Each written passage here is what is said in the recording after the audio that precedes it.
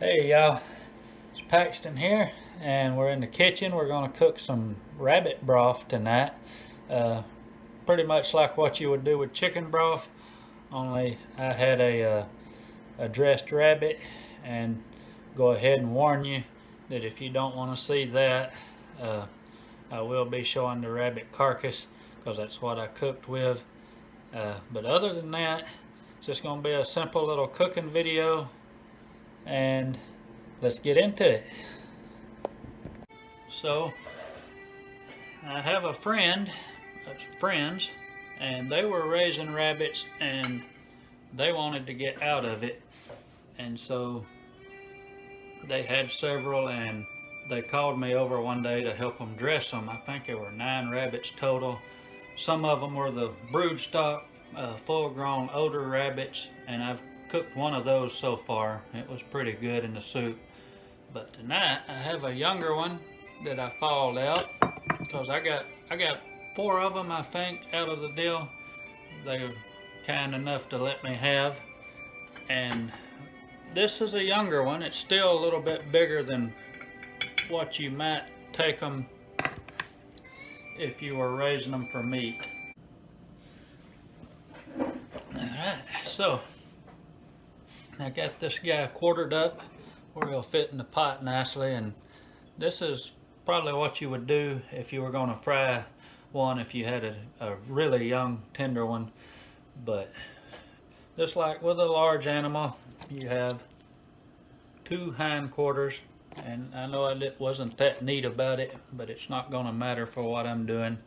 I could have trimmed it up better, but since it's the broth. But 2 little front legs, and this is the back strap, and so the rib cage would have been on the front and the belly flap would have been down there, and that's what that is.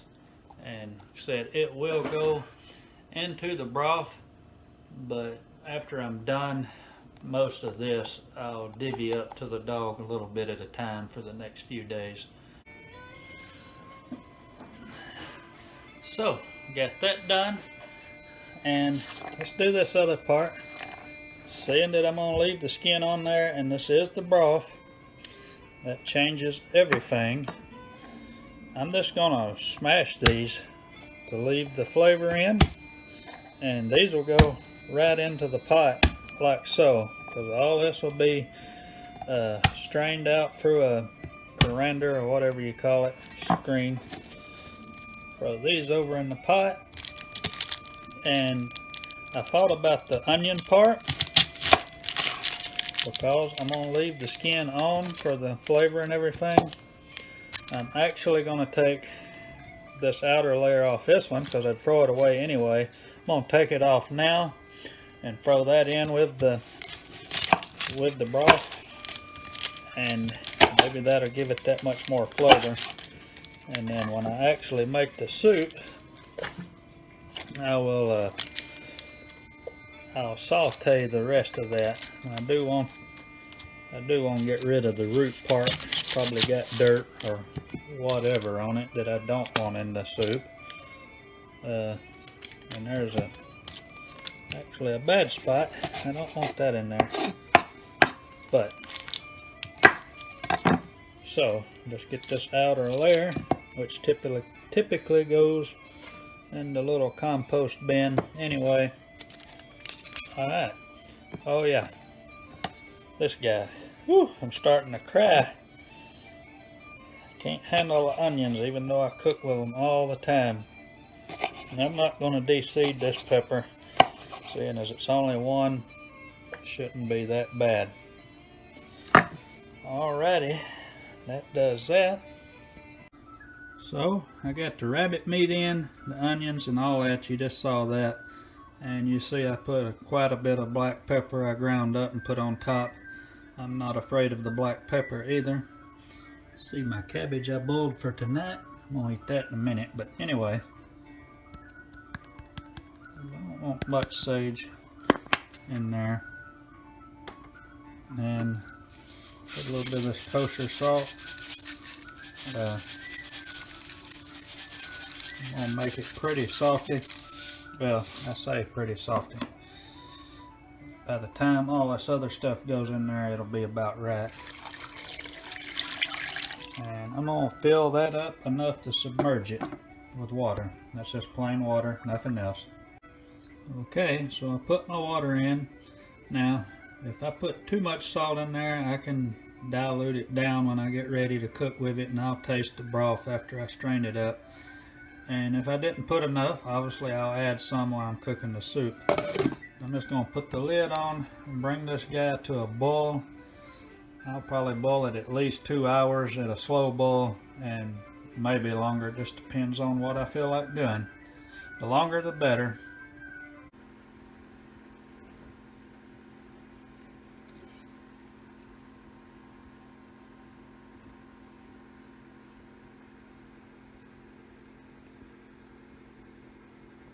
Here's the chicken broth strained up. I got some in a jar here so you can see it.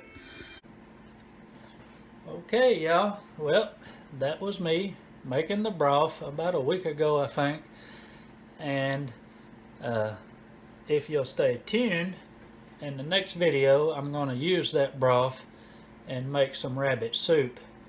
And in that video, you'll actually see me using some store-bought not portobellos, but the white button mushrooms. And I was saying in there, I wished I had some of my wild harvested mushrooms, and I didn't. But you see right here in front of me, I went on a little hunt today. I didn't film it, but you know, I had to show you. I'm always proud when I find it. But found some oyster mushrooms. I think these are the fall oysters, and got a good little harvest of them.